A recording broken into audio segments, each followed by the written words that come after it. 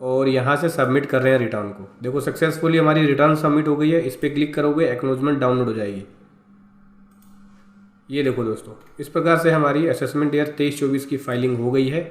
चाहे तो आप file income tax return, view file income tax return पे जाएंगे। देखो ये देखो ITR 4 फाइल हो गई। ये इसकी एक्नॉलेजमेंट नंबर है। सक्सेसफुली यही वेरीफाई भी हो गया। नमस्कार दोस्तों, आज बताने वाला हूँ कि ITR 4 बिजनेस इनकम के लिए कैसे फाइल करेंगे असेसमेंट ईयर 23-24 के लिए। हाँ जी दोस्तों, असेसमेंट ईयर 23-24 की ITR फाइलिंग शुरू हो चुकी है। चलिए आज मैं आपको बताऊंगा कि असेसमेंट ईयर 23-24 के लिए ITR 4 कैसे फाइल करेंगे। आपको करना क्या है, देखो फाइल नाउ पे जाना है। फाइल नाउ पे जाने के बाद असेसमेंट ईयर सेलेक्ट करेंगे। असेसमेंट ईयर 23-24 का फाइल कर रहे हैं, यहाँ से सेलेक्ट करेंगे हम लोग ITR का टाइप, कौन सी ITR है, ओरिजिनल या रिवाइज। तो ओरिजिनल रिटर्न है हमारी। उसके बाद बोलता है क्या ऑडिटेड है, नहीं नॉन ऑडिटेड है।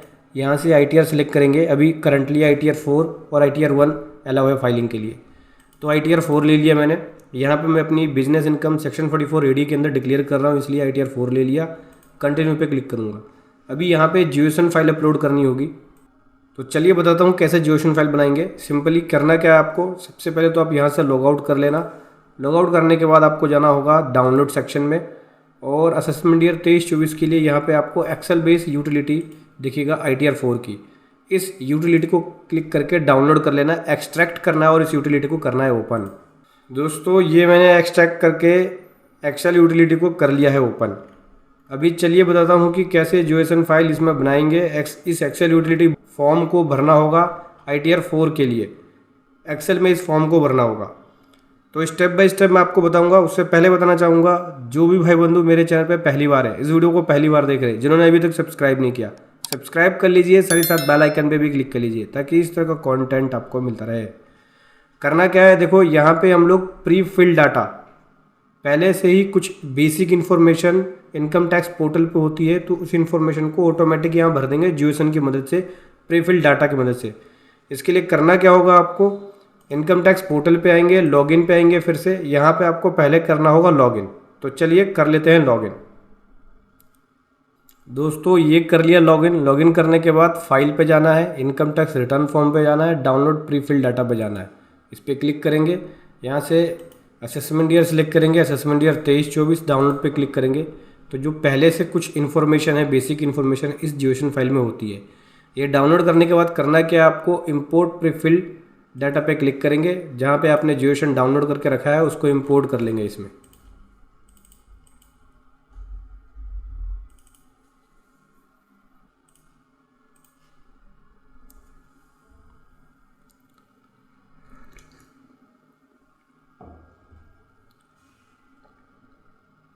ये मैंने दोस्तों इसमें इंपोर्ट कर दिया है। थोड़ा सा टाइम लगेगा इसे अपडेट होने में, इसलिए वेट करना होगा।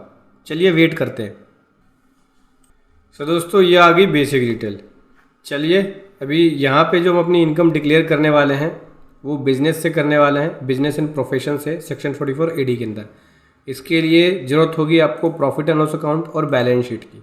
तो मेरे पास देखो ये है प्रॉफिट एंड लॉस अकाउंट, जहाँ पे इसकी नेट जो प्रॉफिट है वो 10,346 का है, और ये बैलेंस शीट है। तो चलिए पहले डिटेल भर लेते हैं। आते हैं यहाँ पे इनकम डिटेल्स के अंदर, ऊपर बेसिक डिटेल से नीचे आपकी इनकम जनरेट होगी, और वो तब जनरेट होगी जब आप BP के अंदर, बिजनेस एंड प्रोफेशन के अंदर इनकम की डिटेल देंगे। सबसे पहले आपको यहाँ पे बिजनेस का कोड देना होता है। चलिए बिजनेस का कोड लिख लेते हैं 86। यहाँ पे बिजनेस का नेम देना होगा। चलिए लिख लेता हूँ मैं बिजनेस का नेम। बिजनेस का नेम आपको बैलेंस शीट में भी दिख जाता है, ये देखें। इस नेम को यहीं से कॉपी कर लेते हैं। अच्छा, कॉपी पेस्ट नहीं कर सकते हैं, इसमें आपको टाइप करना होगा। ध्यान रखना कॉपी पेस्ट मत करना।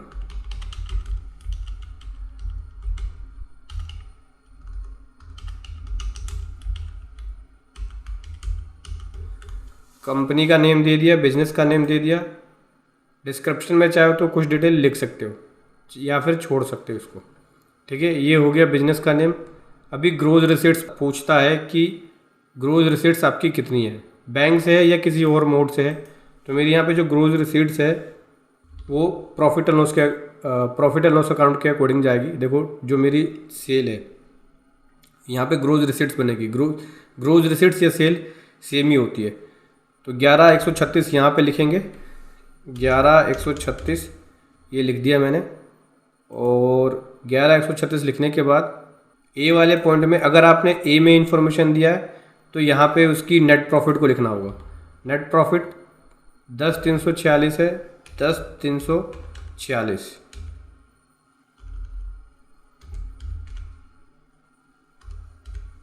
ठीक है, 6% से कम नहीं होना चाहिए। ध्यान रखना, जो ये आपने ग्रोथ रिसीट दिखाया नेट प्रॉफिट, उससे 6% से कम नहीं दिखा सकते। 6% से कम दिखाओगे तो ऑडिट कराना पड़ेगा। हालांकि मैं जो नेट प्रॉफिट दिखा रहा हूँ 92% के आसपास है, तो मेरा 6% से कम है ही नहीं। चाहे मैं 8% वाले में दिखाऊँ या 6% वाले में, उससे कम है ही नहीं। आपकी अगर अदर मोड में ग्रोथ रिसीट्स है, जैसे कैश में रिसीव करते हो, जो आपकी सेल है कैश सेल है, तो अदर मोड में लिखेंगे। बैंक से है, चेक से है या डिजिटल मोड से है, तो ए वाले पॉइंट में अपनी ग्रोथ रिसीट्स या सेल्स को लिखेंगे। अगर बी वाले में लिखते हो तो उसका आपको 8% से कम नहीं दिखा सकते। जो प्रॉफिट है ग्रोथ रिसीट्स का 8% से कम नहीं दिखा सकते। उससे कम दिखाओगे तो ऑडिट कराना पड़ेगा। ये हो गया, हमने सेक्शन 44 AD के अंदर अपनी इनकम की डिटेल दे दी। उसके बाद नीचे स्क्रॉल करेंगे। नीचे स्क्रॉल करने के बाद GST नंबर, GST में रजिस्टर्ड है तो GST नंबर की डिटेल देनी होगी। तो चलिए यहाँ पे लिख लेते हैं GST नंबर। ये GST नंबर दे दिया। अब जो टर्नओवर GST के अकॉर्डिंग है उसकी डिटेल देनी पड़ेगी कि GST में आपकी कितनी सेल है। तो जो GST में मेरी सेल है बिल्कुल सेम है जितना मैंने प्रॉफिट एंड लॉस अकाउंट में दिखा रखा है, 11,136। 11,136 लिख दिया मैंने। अभी नीचे स्क्रॉल करेंगे, यहाँ पे आपको बैलेंस शीट की डिटेल देनी होती है। ठीक है, तो चलिए बैलेंस शीट की डिटेल दे लेते हैं। बैलेंस शीट की डिटेल कहाँ से मिलेगी, मैंने आपको दिखाया था शुरू में। देखो ये है हमारी बैलेंस शीट। तो सबसे पहले बोलता है पार्टनर कैपिटल अकाउंट। तो पार्टनर कैपिटल अकाउंट में देख सकते हैं 10,54,684, 10,54,684। Unsecured loan, secured loan, advance, sundry creditor है 35,573 का, 35,573 का हमने सैंडरी क्रेडिटर दे दिया। अदर कोई लाइबिलिटी है तो वो लिख सकते हैं। अदर लाइबिलिटी यहाँ पे हमारा ड्यूटी एंड टैक्सेस है, 1506 का ड्यूटी एंड टैक्सेस लिख दिया। उसके बाद फिक्स एसेट्स में मशीनरी है 93,179 की, 93,179। इन्वेंट्री भी है, इन्वेंट्री है 279,668, 279,668। इन्वेंट्री के बाद डेटर है 99,861 का। फिर उसके बाद है बैलेंस, कैश इन हैंड और बैंक, बैलेंस विद बैंक। तो बैलेंस विद बैंक कितना हो गया, वो है 14,298। और कैश इन हैंड है यहाँ पे 604,757, 6 लाख के आसपास का है। अदर कोई एसेट्स है तो उसकी डिटेल दे सकते हैं। तो अदर कोई एसेट्स नहीं है। टोटल लाइबिलिटी, टोटल एसेट्स बराबर होना चाहिए, इसमें फ़र्क नहीं होना चाहिए। तो देख सकते हैं हमारा एसेट और लाइबिलिटी में कोई फ़र्क नहीं है, और यही सेम यहाँ भी है। तो हमने बैलेंस शीट की डिटेल दे दी। अभी करना क्या है, ये शीट हमारी ओके हो चुकी है। अभी आप चाहो तो इसको वैलिडेट पे क्लिक कर लो। BP शीट ओके है, इनकम वाली शीट पे आ जाते हैं और यहाँ पे इसको एक बार कर लेते हैं वैलिडेट। यहाँ पे हम लोगों ने शायद कुछ इन्फॉर्मेशन भरी नहीं है। नीचे आते हैं, सबसे पहले यहाँ पे जो इन्फॉर्मेशन है पूछते हैं कि सबसे पहले इन्फॉर्मेशन, क्या आप न्यू टैक्स रिज्यूम को ले रहे हो, नहीं न्यू टैक्स रिज्यूम को नहीं ले रहे। नीचे आ जाते हैं। उसके बाद यहाँ पे सबसे पहले पूछा है कि सेक्शन 139 सब सेक्शन 1 के 7th प्रोवाइज को कंप्लाई करते हो, नहीं कंप्लाई नहीं करते, नो कर दिया। ये सारे ऑप्शन बंद हो गए। फिर बोलता है कि क्या रिप्रेजेंटेटिव एसएसए के द्वारा फाइल हो रही है, नहीं, नो पे नो क्लिक कर दिया। ऊपर और आते हैं, रिटर्न जो फाइल कर रहे हैं वो कौन से सेक्शन में फाइल कर रहे हो, सेक्शन 139 सब section 1 before due date. Nature of employment के बारे में पूछता है तो अदर्स ले लो आप, इसमें अदर सेलेक्ट कर लिया। लगभग सारी चीज़ें हमने यहाँ पे सेलेक्ट कर लिया, येस नो कर लिया। एक बार वैलिडेट कर लेते हैं।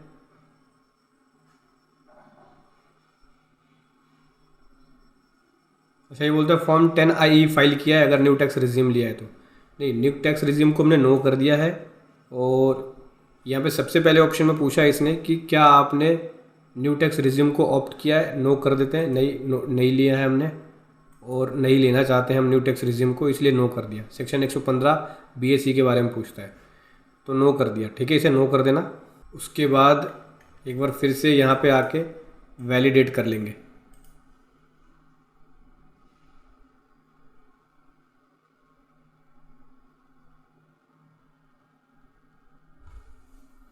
अच्छा, करंट असेसमेंट ईयर के लिए भी पूछ रहा है नीचे कि न्यू टैक्स रिजिम आप ले रहे हो या नहीं, तो यहाँ पे नोट ऑप्टिंग कर देना, न्यू टैक्स रिजिम नहीं ले रहे हैं करंट के लिए।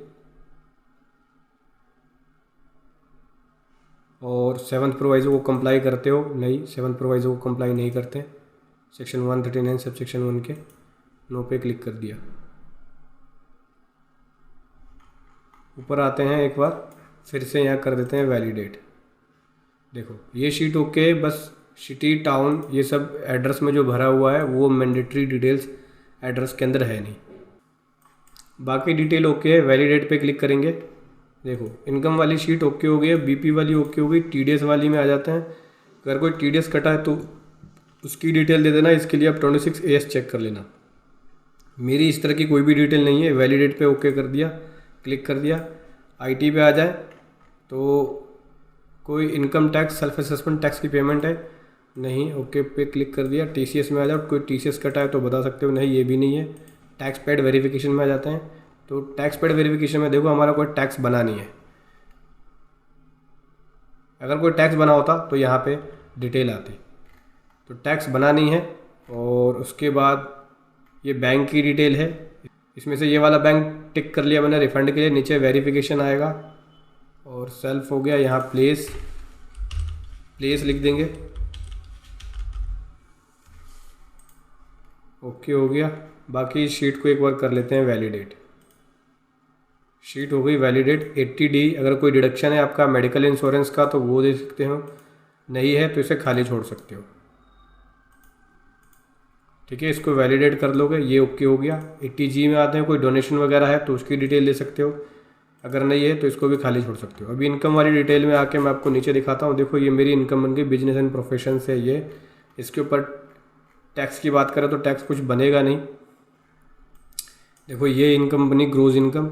नीचे डिडक्शन से अगर आपके कोई डिडक्शन है 80C में, जैसे LIC का, म्यूचुअल फंड का, PPF का, प्रोविडेंट फंड का, ट्यूशन फीस का, वो दे सकते हो आप।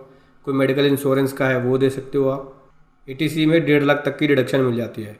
इसके बाद नीचे दिखता है टैक्स। तो मेरी इनकम 2.5 लाख से कम है तो टैक्स कुछ बना ही नहीं, जीरो। 2.5 लाख से ऊपर जाएगा तो टैक्स बनेगा, लेकिन उसमें भी रीबेट मिल जाता है। 87A के अंदर रीबेट मिल जाता है। 12,500 तक का टैक्स बनेगा तो रीबेट मिल जाएगा। तो 5 लाख तक की इनकम दिखा सकते हो, उस पर टैक्स बनेगा नहीं आपका। ठीक है, अभी ये शीट ओके है, फाइलिंग के लिए रेडी है। करना क्या है, सिंपली जनरेट जियोसन फाइल पे क्लिक करना है, ओके कर देंगे। और यहाँ से जियोसन फाइल जनरेट होने में थोड़ा सा टाइम लगेगा। उससे पहले हमें क्या करना है, सबसे पहले कंप्यूट टैक्स पे क्लिक करना है। पहले कंप्यूट टैक्स पे क्लिक करेंगे, टैक्स को कंप्यूट करेगा। टैक्स को कंप्यूट कर लिया। अभी जनरेट जियोसन फाइल पे क्लिक करेंगे, इस पर क्लिक कर दिया। जियोसन फाइल जनरेट होने में थोड़ा सा टाइम लगेगा। और देख सकते हैं सक्सेसफुली हमारी जियोसन फाइल जनरेट होगी। बता रहा है कि ये इस पाथ में, इस लोकेशन में सेव है।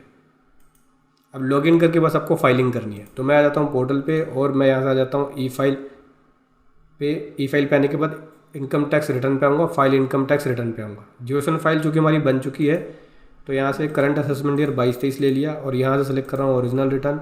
ऑडिटेड है नहीं, नो पे क्लिक कर दिया। ITR कौन सी है, 4। कंटिन्यू पे क्लिक करेंगे। जियोसन फाइल अटैच कर लेते हैं जो बनाया अभी।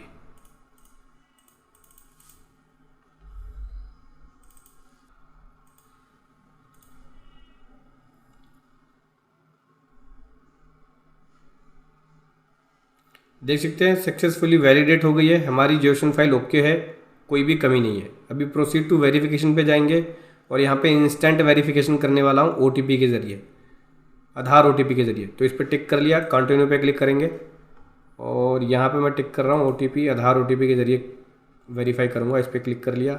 अभी कंटिन्यू पे क्लिक करूँगा, जनरेट आधार OTP। अब जो OTP आया है वो यहाँ लिखेंगे। चलिए लिख लेते हैं OTP को। सो दोस्तों OTP लिख लिया हम लोगों ने। अभी वैलिडेट पे क्लिक करेंगे और यहाँ से सबमिट कर रहे हैं रिटर्न को। देखो सक्सेसफुली हमारी रिटर्न सबमिट हो गई है। इस पर क्लिक करोगे एक्नॉलेजमेंट डाउनलोड हो जाएगी। ये देखो दोस्तों, इस प्रकार से हमारी असेसमेंट ईयर 23-24 की फाइलिंग हो गई है। चाहे तो आप file income tax return view file income tax return पे जाएंगे। देखो ये देखो ITR 4 फाइल हो गई, ये इसकी एक्नॉलेजमेंट नंबर है, सक्सेसफुली ई वेरीफाई भी हो गया, देख सकते हैं। तो इस प्रकार से आपको ITR 4 फाइल करनी है बिजनेस इनकम की। वीडियो कैसी लगी ज़रूर बताएं। Thank you so much. जय हिंद, वंदे मातरम।